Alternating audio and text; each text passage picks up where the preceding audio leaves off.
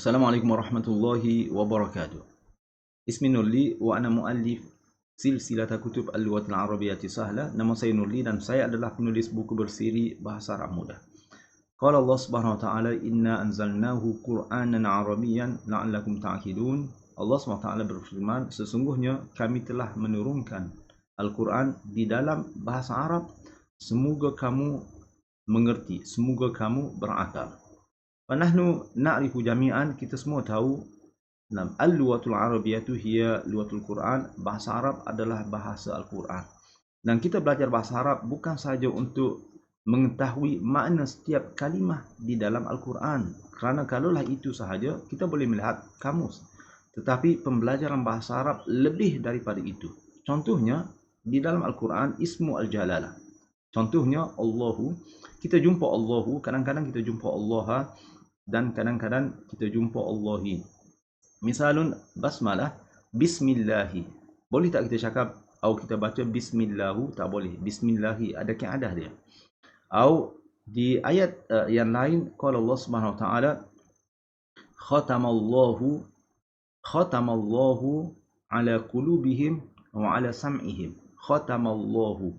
Kalau kita baca khatamallah, maknanya adalah terus berubah. Kita telah merubah makna ayat Al-Quran. Di ayat akhir, qala Allah Subhanahu wa taala, ya ayyuhallazina amanu ista'inu bis-sabri was-salah innallaha ma'as sabirin. Fal'an innallaha ismu al-jalalah berbaris atas. Dan dalam ayat yang lain, qala Allah Subhanahu wa taala, lillahi ma fis samawati wa ma fil ard. Lillahi ma fis samawati wa ma fil ardi. Fahuna lillahi. Boleh tak baca lillahu atau lillaha? Tak boleh. Kerana kita telah menukar makna ayat Al-Quran. Contoh yang lain, nama orang-orang mukmin di dalam bahasa Arab. Kita boleh baca atau kita boleh cakap al-mu'minuna atau al-mu'minina. Apakah makna al-mu'minuna? Orang-orang mukmin.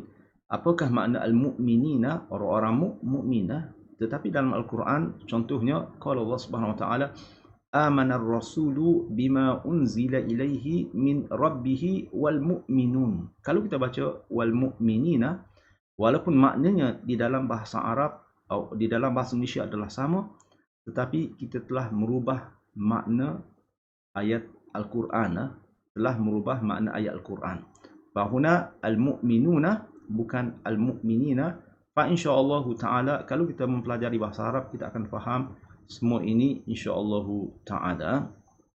Saya menyeru kepada para muslimin muslimat untuk mempelajari bahasa Arab, bahasa Al-Quran, dan saya telah membuka kelas yang baru pada bulan Julai ini, insya-Allah dua kali seminggu pada hari Jumaat dan hari Sabtu.